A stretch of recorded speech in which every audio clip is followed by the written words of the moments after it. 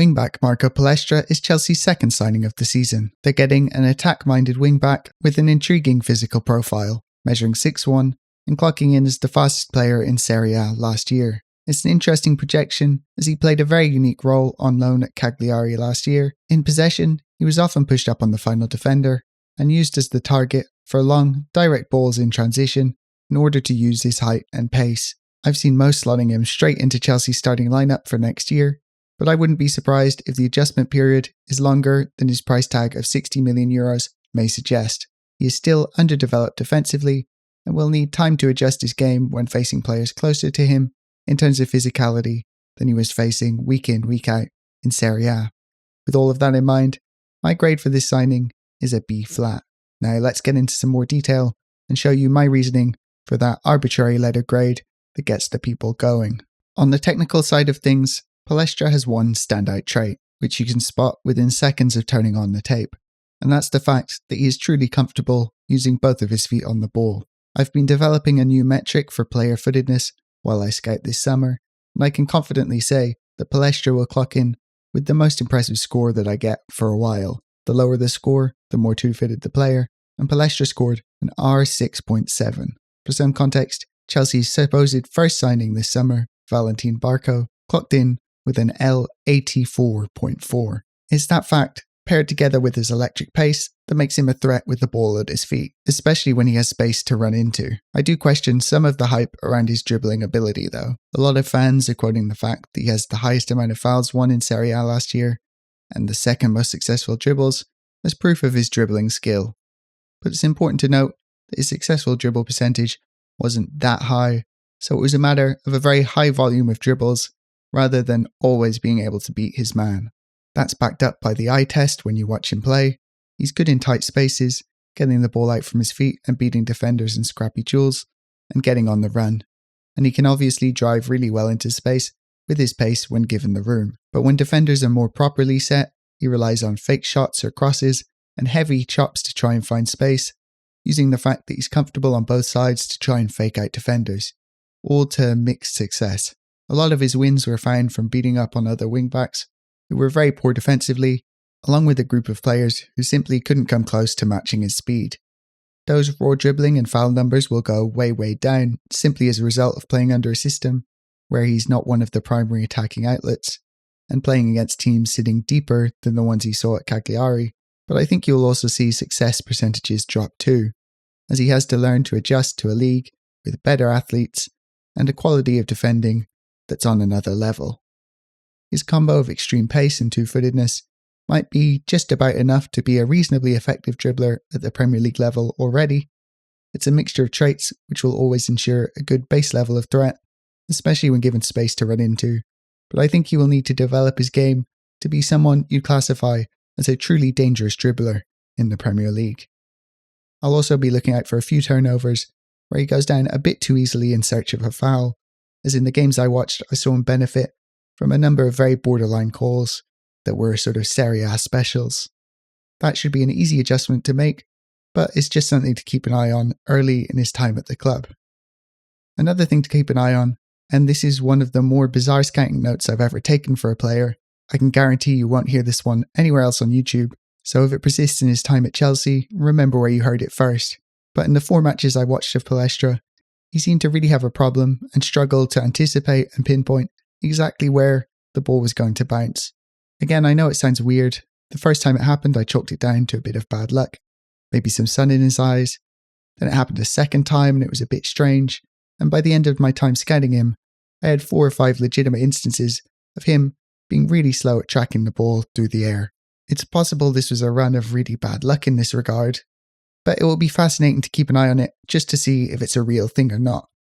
It sort of reminded me of when someone's eyesight is starting to go, they don't quite realise or they haven't accepted that they need glasses yet. As a passer, the thing I like the most when watching Palestra is that he's decisive and he keeps the ball moving and the tempo high.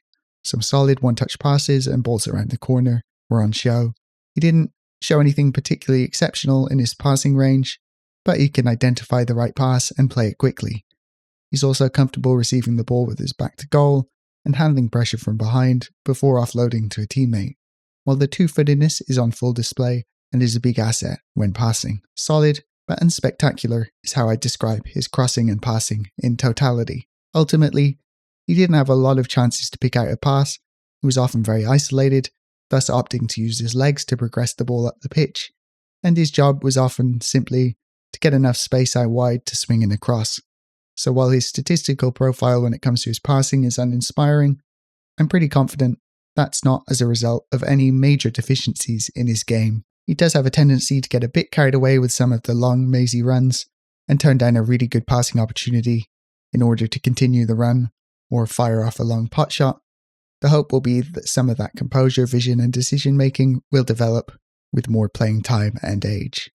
I really like Palestra's movement off the ball when in attack. He's a willing driving runner, using his pace to really stretch and stress defences, taking any opportunity to jump into space on the counter while making smart and direct runs. This was partly enabled by Cagliari's setup, as he would have a lot of cover to allow him to plough forward, but he showed good work rate in order to track back if the ball was turned over in the attack. He was deployed in a unique way for the Italian team.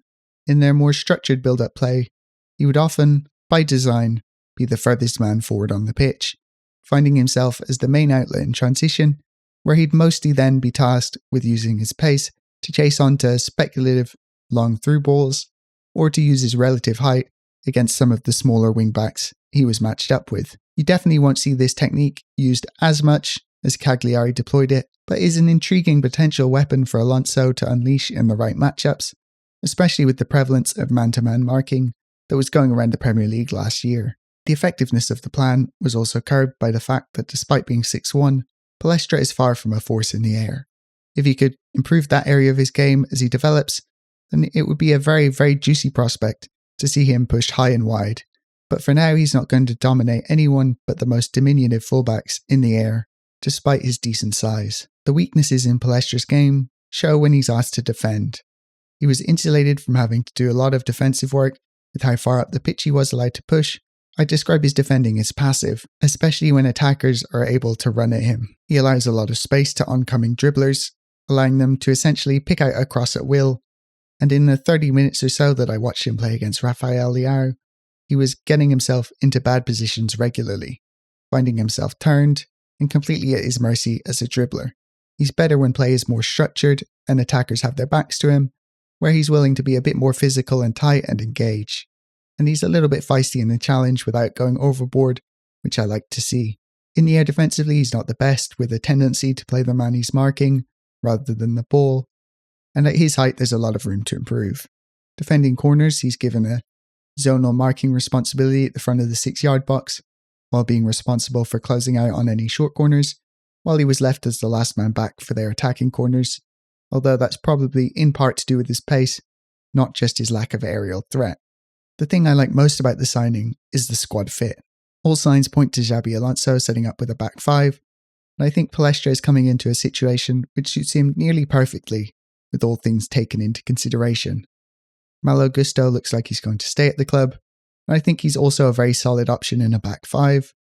It gives Chelsea a more defensively responsible option to take the pressure off Palestra to immediately get up to speed in that department, while giving the option to bring Palestra on while chasing the game, or to start against the weaker teams, with the option of Reece James to use sparingly against big teams if Gusto is unavailable or needs to rotate, and you don't want to leave Palestra out wide against the likes of Doku. That sort of plan is what I'd like to see, and what I'd expect. It's why I'd caution against expecting Palestra to step into the starting lineup straight away, week in, week out. I really wouldn't be surprised if, looking at minutes played, Gusto is the starter into Christmas and beyond, despite the big price tag. With that being said, I think the floor is already at a decent level for him as a wing back. I'd be a lot more concerned if Chelsea ever have to move away from a back five, as it would be more of a projection, but if it comes to it, he's the type of player who would be easy to sell if you ever decided to move on from him. And the ability to use both feet, the raw pace, and his age makes Palestra a player with immense upside. If he can round out his game by becoming more of a threat as a passer or in the air, then he has the potential to be a top-notch, exciting, and unique attacking option. Feel free to ask any questions that you might have, and I'll do my best to get to all of them. And if you've seen him play, let me know what you think.